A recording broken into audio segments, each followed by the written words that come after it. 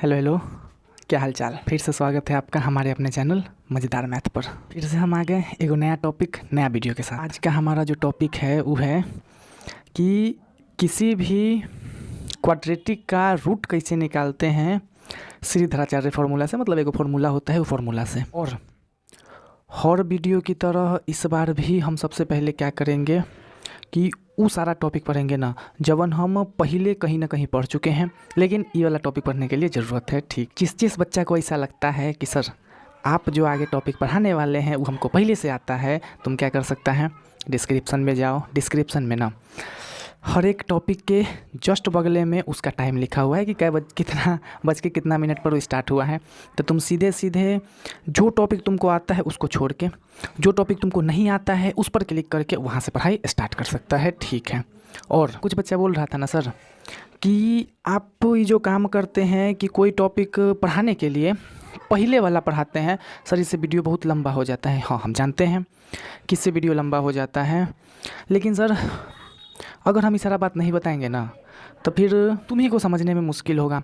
और सर अगर ऐसा लगता है ना कि सर हम सिर्फ पॉइंट टू पॉइंट जानना चाहते हैं जो टॉपिक है तो तुम क्या करो कि चैप्टर वो डिस्क्रिप्शन में जाओ जहाँ सारा टॉपिक का नाम लिखा हुआ है उससे डायरेक्ट स्टार्ट कर दो। हाँ सर, लेकिन ऐसा नहीं कर सकते हैं सर कि सीधे जो टॉपिक है वो टॉपिक के बारे में पढ़ाना चालू कर दें तो कुछ भी समझ में नहीं आएगा। ठीक है। हाँ सर, बकवास ज़्यादा हो गया है। अब स्टार्ट करते हैं हम लोग अपना टॉपिक का नाम है कि क्वाड्रेटिक इक्वेशन का रूट कैसे निकालते हैं।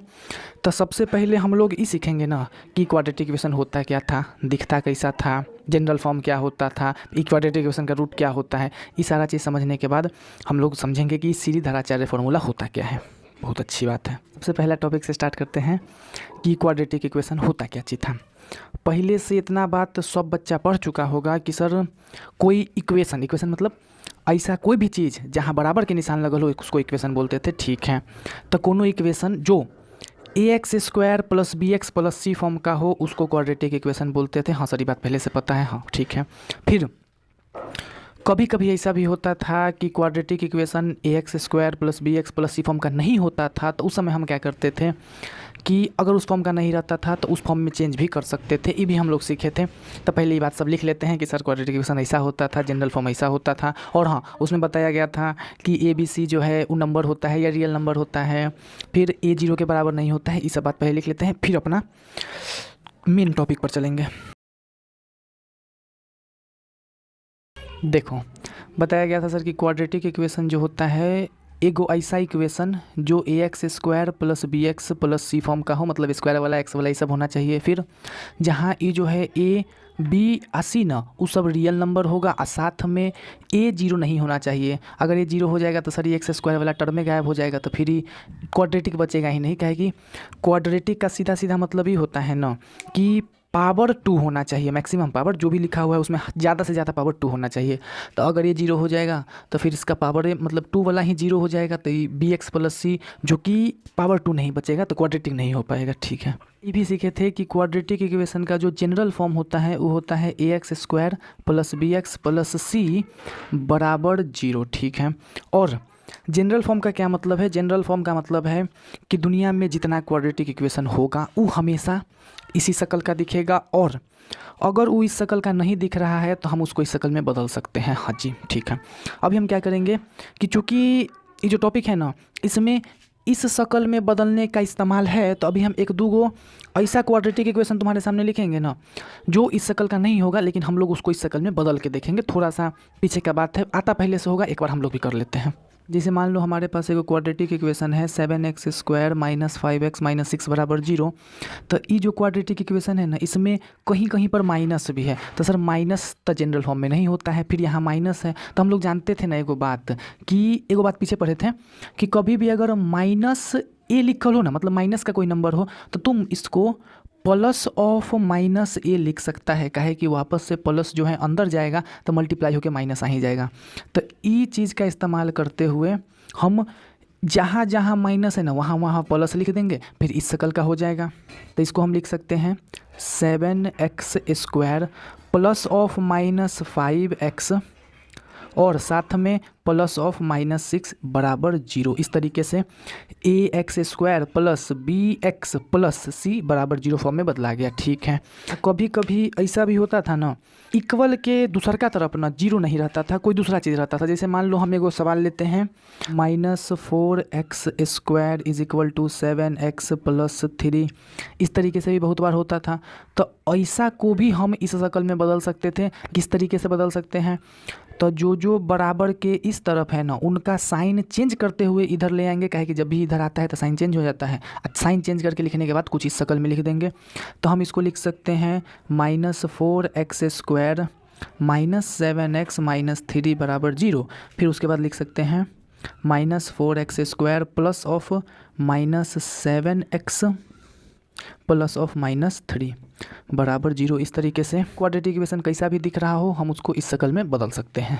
और इस टॉपिक में ना एक और चीज़ का इस्तेमाल है कि कोई भी क्वाड्रेटिक इक्वेशन लिखल है तो तुम वो क्वाड्रेटिक इक्वेशन का ना जनरल फॉर्म में बदल के और फिर a b c का वैल्यू कैसे लिखेगा, तो ये भी बहुत आसान है। देखो, कभी भी हमको किसी क्वाड्रेटिक इक्वेशन का a b c का वैल्यू लिखना रहेगा तो पहले तो हम उसको जनरल फॉर्म में बदल लेंगे, और फिर उसके बाद देखेंगे कि x² के बगल में क्या है। जो x² के बगल में होता है वही a होता है। यहाँ देखो, x² के बगल वाला को ही a बोलते हैं, फिर x के बगल वाला को b और लास्ट वाला को c बोलते हैं। लेकिन हाँ, ध्यान रहे कि यहाँ प्लस ही होना चाहिए, तो प्लस में हम लोग बदल सकते हैं, अभी देखे हैं। तो इस हिसाब से ना किसी भी क्वाड्रेटिक इक्वेशन में से हम a b और c का वैल्यू भी लिख सकते हैं। देखो किस तरीके से, जैसे मान लो यही दोनों सवाल में हमसे बोल दे कि इसमें आप ABC का वैल्यू लिखिए, तब बहुत आराम से हम क्या कर सकते हैं, पहले तो इसको इस शक्ल में बदल लेंगे जो जनरल शक्ल है, जो कि बदल चुके हैं। अब यहाँ से A क्या हो जाएगा, तो A की जगह है +7 यानी A हो जाएगा 7। B क्या हो जाएगा, तो B होगा x के बगल वाला नंबर जो कि -5, तो -5। C क्या हो जाएगा, C हो जाएगा ये कांस्टेंट टर्म जो कि हो जाएगा -6। ठीक है, फिर अगर हमसे बोलेगा कि यहाँ पर ABC का वैल्यू लिखो, तो यहाँ A क्या हो जाएगा, x² के बगल का नंबर, x² के बगल में है -4। ठीक है, b हो जाएगा x के बगल का नंबर, यहाँ नहीं जनरल फॉर्म में, तो यहाँ पर -4 था तो -4 लिख लिया। फिर यहाँ -7 है, -7 हो जाएगा। फिर c क्या हो जाएगा, तो -3। इस तरीके से चाहे कोनो क्वाड्रेटिक इक्वेशन लिखल रहे, हम उस क्वाड्रेटिक इक्वेशन को जनरल फॉर्म में लिख के उसका a b और c का वैल्यू निकाल सकते हैं। सुनो, ये पूरा इतना कहानी से तुमको याद क्या क्या रखना है। पहली बात, क्वाड्रेटिक इक्वेशन दिखता कैसा है पता है, ठीक है। जनरल फॉर्म कैसा होता है पता है, इसको याद रखना है। तीसरा, किसी को भी हम जनरल फॉर्म में बदल सकते हैं, ठीक है। चौथा, कि जनरल फॉर्म में बदलने के बाद हम a b और c का वैल्यू लिख सकते हैं। अभी इतना ध्यान रखो 4 बात को। अब इतना सीखने के बाद ना अगला जो हमारा टॉपिक है वो है रूट क्या होता है क्वाड्रेटिक इक्वेशन का, ठीक है। तो सुनो, रूट के बारे में हम पहले पढ़े थे कि किसी भी क्वाड्रेटिक इक्वेशन का रूट ऐसा नंबर होता है ना, जिसको हम क्वाड्रेटिक इक्वेशन में x के जगह डालें तो जो लेफ़्ट साइड वाला वैल्यू आए ना वो भी 0 के बराबर आ जाए। मतलब जैसे कोई क्वाड्रेटिक इक्वेशन है मेरे पास, ax² plus bx plus c बराबर 0, जहाँ a b और c जो है कोई नंबर है, तो इसका रूट कोई दूगो नंबर होता, इसका रूट ना कोई एगो नंबर होता था। जैसे मान लेते हैं कि एगो रूट, इसका रूट अल्फ़ा है, तो एगो ऐसा नंबर होता था ना जिसको हम इस क्वाड्रेटिक इक्वेशन में x के जगह पर डालें, तो इधर x के जगह पर डालने के बाद सबको जब सॉल्व करें ना तो वो भी 0 के बराबर आ जाए। ऐसा जो नंबर होता था उसको बोलते थे रूट ऑफ क्वाड्रेटिक इक्वेशन, ठीक है। तो इस तरीके से रूट हम समझ गए, ठीक है। अब इसके बाद जो टॉपिक है, इसके बाद टॉपिक नहीं है, अब इसी में है कि सुनो, रूट तो हमको पता चल गया कि हाँ सर, क्वाड्रेटिक इक्वेशन का रूट ऐसा नंबर होता है जिसको क्वाड्रेटिक इक्वेशन डाला जाए तो LHS RHS बराबर हो जाए। मतलब RHS में जो 0 रहता है LHS में भी 0 आ जाए, ठीक है। और ना ये भी बात हम सब कहीं ना कहीं पढ़े होंगे कि एगो क्वाड्रेटिक में हमेशा 2 रूट होता है, और जो पोलिनोमियल मतलब ये जो x² x³ जैसे कोई भी चीज़ लिखते हैं ना, 2x² 5x³ ऐसा वाला, उसको पोलिनोमियल बोलते हैं। तो जो पोलिनोमियल में सबसे ज़्यादा जितना पावर होता है उसमें उतना रूट होता है, उतना रूट होता है, ये हमको पता है पहले से कहीं ना कहीं पढ़ के आए होंगे। तो इस हिसाब से एगो क्वाड्रेटिक में टोटल 2 गो रूट होना चाहिए। तो हर क्वाड्रेटिक में 2 गो रूट होता भी है, हर क्वाड्रेटिक में नहीं, किसी किसी में एक भी होता है, किसी किसी में नहीं भी होता है। लेकिन हाँ, क्वाड्रेटिक का मैक्सिमम जो रूट आ सकता है वो 2 गो आ सकता है, 2 गो से ज़्यादा रूट नहीं आ सकता है। 2 गो रूट होता है एगो क्वाड्रेटिक का। इस समझने के बाद अब क्या करते हैं कि हम एगो क्वाड्रेटिक यहाँ पर लिखे हुए हैं। इस क्वाड्रेटिक में ना हम तुमको 2 गो रूट जो कि हमको पता है कि क्या रूट है वो लिख के फिर हम तुमको दिखाते हैं वो वैल्यू को इसमें डाल के कि देखना जब भी रूट को क्वाड्रेटिक इक्वेशन में एक्स के जगह पर डाला जाता है ना तो LHS RHS बराबर आ जाता है। तो हम तुमको डाल के बताते हैं। इसका जो 2 गो रूट होगा ना वो होगा 2 और 3। जब भी हम लोग किसी क्वाड्रेटिक का रूट लिखते हैं तो रूट को ज़्यादातर हम लोग अल्फ़ा और बीटा से डिनोट करते हैं। तो इसका जो 2 गो रूट होगा, एगो अल्फ़ा हो जाएगा 2 और बीटा हो जाएगा 3। अब इस वैल्यू को हम लोग इसमें डालेंगे। तो इसका वैल्यू को जब इसमें डालेंगे तो सबसे पहले मान लो हम x बराबर 2 डालते हैं इसमें। तो इसको सॉल्व करने के बाद मेरे पास 0 आ ही गया, यानी LHS में जब 2 डाल के सॉल्व किए तो आंसर 0 आ गया। इसी तरीके से जब हम x के जगह पर ना 3 डाल के भी काम करेंगे, क्योंकि इसका 3 भी रूट है हमको पहले से पता है। तो जब हम लोग 3 डाल के भी करेंगे तब भी जब LHS में 3 डालेंगे तो RHS 0 के बराबर आ ही जाएगा। देखो इस तरीके से जैसे सॉल्व करने के बाद ये भी आ गया 0। ठीक है, तो रूट हमको समझ में आ गया सर कि क्वाड्रेटिक इक्वेशन का रूट ऐसा नंबर होता है जिसको हम क्वाड्रेटिक इक्वेशन में x के जगह डालते हैं तब LHS RHS बराबर हो जाता है। हाँ सर, एक के बात को 1000 बार नहीं बोलिए। ठीक है, अब यहीं से ना तुम एक और बात समझते चलो जिसका हम लोग यूज़ करेंगे टॉपिक में, और ये जो बात है ये लास्ट बात है। इसके बाद हम लोग नया बात स्टार्ट करेंगे जो हमको एक्चुअली ये टॉपिक में समझना है। ठीक है, ये बात कौन सा है? ये बात है ना कि कभी भी रूट के अंदर में अगर कोई नंबर आ जाए तो रूट के अंदर वाला नंबर को हम लोग सॉल्व कैसे करते हैं। पहले से हमको पता है क्या करते थे कि रूट के अंदर जो नंबर लिखा हुआ है उसका इस तरीके से जो प्राइम फैक्टराइजेशन होता था, प्राइम फैक्टराइजेशन करते थे। अब प्राइम फैक्टराइजेशन करने के बाद हर 2 गो सेम फैक्टर के लिए एगो फैक्टर को बाहर निकाल देते थे। और कभी कभी ऐसा भी होता था कि अंदर में बच जाता था तो उसको आपस में गुना करके, या जो एक भी बच गया या एक से ज़्यादा बच गया, आपस में गुना करके लिख देते थे। हाँ ठीक है, जैसे मान लो हमारे पास क्वेश्चन है कि सॉल्व रूट अंडर 360 का रूट निकालना है। तो रूट कैसे निकालते थे? सबसे पहली बात, जो नंबर लिखा हुआ है उसका करेंगे प्राइम फैक्टराइजेशन। तो 360 का करेंगे प्राइम फैक्टराइजेशन। 2 से कट जाएगा 1, 8 0 बार में, फिर 2 से कट जाएगा 9 0 बार में, फिर 2 से कट जाएगा 45 बार में, फिर 3 से कट जाएगा 15 बार में, फिर 3 से कट जाएगा 5 बार में। यानी ये जो रूट अंडर 360 है इसको हम लिख सकते हैं रूट अंडर 2 × 2 × 2 × 3 × 3 × 5। ठीक है, फिर अब यहाँ से जिस चीज़ का मतलब जो नंबर का जोड़ा बन रहा है वो जोड़ा के लिए हर 2 नंबर के लिए एगो को बाहर निकालेंगे और जो अकेले बच गया उसको अंदर ही रहने देंगे। यानी एगो 2 बाहर आ जाएगा, एगो 3 बाहर आ जाएगा, और अब किसी चीज़ का 2 गो जोड़ा नहीं बन रहा है तो जो बच गया उसको अंदर छोड़ देंगे। क्या क्या बच गया? एगो 2 अंदर बच गया, एगो 5 अंदर बच गया। अब जो बाहर है उसका मल्टीप्लाई करके और जो अंदर है उसका मल्टीप्लाई करके दोनों को सटा के लिख देंगे, यही मेरा आंसर हो जाएगा। यानी 2 3 जा 6 रूट 10, यही मेरा आंसर हो गया रूट अंडर 360 का फाइनल आंसर। ठीक है, तो रूट के अंदर कोनो नंबर आ जाए तो इसको कैसे सॉल्व करते हैं? बहुत आसान है सर, सॉल्व हो जाएगा। ठीक है, अब हम चलते हैं अपना मेन टॉपिक कि किसी क्वाड्रेटिक इक्वेशन को सॉल्व कैसे करते हैं या उसका रूट कैसे निकालते हैं श्रीधराचार्य। हम आ गए हैं अपने फाइनल टॉपिक पर जो कि है श्रीधराचार्य फार्मूला। मतलब टोटल लास्ट की फार्मूला होता कैसा है, क्या होता है, कैसे रूट निकालते हैं। और इसी श्रीधराचार्य फार्मूला को हम एक और नाम देते हैं क्वाड्रेटिक फार्मूला। बाकी हम लोग हैं हिंदुस्तानी इसलिए हम लोग बोलेंगे श्रीधराचार्य फार्मूला। और ये फार्मूला समझने के लिए ना तुमको एगो टर्म पहले समझना होगा जिसका नाम है डिस्क्रिमिनेंट। वो समझो क्या होता है। एगो क्वाड्रेटिक इक्वेशन होता है ax² + bx + c। ठीक है, तो इस क्वाड्रेटिक इक्वेशन में ना एगो एक्सप्रेशन का वैल्यू जब निकालते हैं ना तो उस वैल्यू को हम बोलते हैं डिस्क्रिमिनेंट। कौन सा एक्सप्रेशन? देखो यहाँ, जब हम किसी भी क्वाड्रेटिक इक्वेशन में से एगो वैल्यू निकालते हैं b² - 4ac, तो इसका जो वैल्यू आता है ना उसको हम लोग बोलते हैं डिस्क्रिमिनेंट, जिसको कि हम लोग डिनोट करते हैं बड़का डी से, कैपिटल डी से। तो डिस्क्रिमिनेंट होता क्या है? तो क्वाड्रेटिक इक्वेशन में जो a b c होता है वो नंबर को उठा के इस वैल्यू, इसका वैल्यू निकालना b² माइनस 4ac, इस चीज़ का वैल्यू जब निकालते हैं तो जो वैल्यू निकल के आता है उसको बोलते हैं डिस्क्रिमिनेंट। हाँ, इसी को काहे बोलते हैं, तो इसको इसलिए बोलते हैं ना, काहे कि ये जो बात लिखा हुआ है ये क्वाड्रेटिक वाला चैप्टर में बहुत ज़्यादा इस्तेमाल होता था, तो बार बार इस्तेमाल होता था, तो इसको हम लोग चाहते थे कि कोई नाम दे दें, तो नाम एगो छोटा सा डिसाइड किया गया डिस्क्रिमिनेंट। क्या है कि बार बार हमको इतना बड़ा बात बोलना पड़ता था, इसके जगह अब हम सीधे सीधे डी बोल देते हैं, सब समझ जाता है कि अच्छा b² माइनस 4ac है। और कोई अगर मेरे पास क्वाड्रेटिक लिखा हुआ है तो हम उसका डिस्क्रिमिनेंट बहुत आराम से निकाल सकते हैं, कि जैसे मान लो मेरे पास कोई क्वाड्रेटिक रहेगा x² माइनस 5x प्लस 6 बराबर 0, हमसे बोल देगा इसका डिस्क्रिमिनेंट निकालो, तो सबसे पहले हम क्या करेंगे, a b 80 का वैल्यू लिख लेंगे। a क्या है, a है यहाँ पर 1, x के बगल में कुछ नहीं है मतलब 1 है, फिर सॉरी x² के बगल में कुछ नहीं है मतलब 1 है, और x के बगल में -5 है यानी b हो जाएगा -5। जो बिना वेरिएबल वाला होता है वहाँ प्लस का 6 है तो हो जाएगा 6।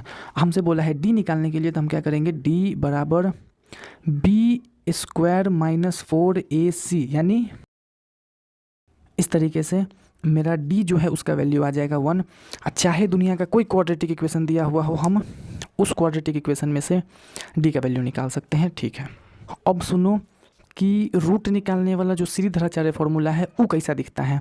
जो मेरे पास श्रीधराचार्य फॉर्मूला होता है ना, वो होता है, टोटल फॉर्मूला ही लिखते हैं हम, वो फॉर्मूला होता है -b प्लस माइनस √d/2a। इस फॉर्मूला से हम किसी भी क्वाड्रेटिक इक्वेशन का रूट निकाल सकते हैं डायरेक्टली फॉर्मूला का इस्तेमाल करके। और ये फॉर्मूला में बहुत सारा चीज़ है सर, प्लस माइनस है, अजीब अजीब √d है, इस सबको सॉल्व कैसे करते हैं, तो अभी हम लोग एगो सवाल लेके सॉल्व करेंगे, उससे पहले समझ लेते हैं ना कि ये फॉर्मूला में है क्या क्या। देखो यहाँ पर सबसे पहले -b है, b हम लोग जानते हैं कि क्वाड्रेटिक इक्वेशन में होता है, ठीक है। अच्छा, एगो √d है, तो d भी हम लोग को पता है कि अभी हम लोग पढ़े हैं डिस्क्रिमिनेंट को d बोलते हैं। ए भी हमको पता है कि क्वाड्रेटिक इक्वेशन में जो x² के जस्ट बगल में नंबर होता है उसको हम लोग ए बोलते हैं। और ये भी बात हमको पता है ना कि क्वाड्रेटिक इक्वेशन का 2 रूट होता है, तो ये जो फॉर्मूला है ना ये भी हमको 2 रूट देता है। 2 रूट कैसे, यहाँ हम लगाए हैं प्लस आ माइनस, तो प्लस आ माइनस का मतलब है ना कि इस फॉर्मूला से तुमको अगर एगो रूट निकालना है तो तुम प्लस लगा दो, और दूसरा का रूट निकालना है तो माइनस लगा दो, यानी एक बार बीच में प्लस लेके फॉर्मूला को सॉल्व करो, एगो रूट मिल जाएगा, फिर एक बार बीच में माइनस लेके फॉर्मूला को सॉल्व करो, तुमको दूसरा रूट मिल जाएगा। हम लिख सकते हैं कि अगर किसी quadratic equation ax² plus bx plus c बराबर 0 का 2 रूट है अल्फ़ा और बीटा, तो अल्फ़ा मेरे पास हो जाएगा -b प्लस √d/2a, अब बीटा मेरे पास हो जाएगा -b माइनस √d/2a। एक बार प्लस लगा देंगे, एक बार माइनस लगा देंगे, हमको दोनों के दोनों रूट निकल के आ जाएगा। अब हम क्या करते हैं कि एगो सवाल लेते हैं, उस सवाल में ई फॉर्मूला का इस्तेमाल करके तुमको रूट निकाल के दिखाते हैं। यही वाला क्वाड्रेटिक का रूट निकालते हैं जिसको कि हम लोग पीछे बहुत बार एग्जांपल के तौर पर ले चुके हैं। हाँ, जिसका रूट हमको पहले से भी पता है कि इसका जो रूट है वो है 2 और 3। तो हम लोग जानते हैं कि रूट क्या क्या निकल के आने वाला है, तो रूट निकल के आने वाला है एगो 2 हाँ एगो 3। अब श्रीधराचार्य फॉर्मूला अप्लाई करते हैं और देखते हैं कि क्या ऐसा रूट आता है कि नहीं आता है। तो श्रीधराचार्य फॉर्मूला लगाने के लिए पहले जो जो चीज़ हमको चाहिए ना सब लिख लेते हैं। क्या क्या चाहिए सर, ए चाहिए, बी चाहिए, तो सी भी निकाल लेंगे, मतलब ए बी सी निकालना है और साथ में डिस्क्रिमिनेंट निकाल लेना है। तो सबसे पहले क्वाड्रेटिक कैसा है, तो क्वाड्रेटिक है मेरे पास x² माइनस 5x प्लस 6 बराबर 0, ठीक है। तो यहाँ से ए बी 80 का वैल्यू मेरे पास आ जाएगा, ए का वैल्यू 1, बी का मेरे पास -5, 80 का आ जाएगा 6, और डिस्क्रिमिनेंट का जो वैल्यू आ जाएगा वो आ जाएगा b² माइनस 4ac, ठीक है। अब b² माइनस 4ac में उस सबका वैल्यू डालेंगे, यहाँ से डिस्क्रिमिनेंट का मेरा वैल्यू आ जाएगा 1। अब ई वाला फॉर्मूला में सारा वैल्यू को डाल के क्वाड्रेटिक का रूट निकाल देते हैं। सबसे पहले अगर इसका 2 रूट है अल्फ़ा और बीटा, तो पहला रूट हो जाएगा -b प्लस √d/2a और दूसरा रूट हो जाएगा -b माइनस √d/2a, यानी अल्फ़ा बराबर हो जाएगा -b, b के जगह पर क्या है, b है मेरे पास -5, यानी -5 प्लस √d का वैल्यू है 1, यानी √1/2 × a, 2 × 1 यानी 2, ठीक है। तो अल्फ़ा बराबर हो जाएगा माइनस माइनस प्लस का 5 प्लस √1 1 ही होता है, यानी 5 + 1/2 जो कि हो जाएगा 6/2, यानी काट के आ जाएगा 3।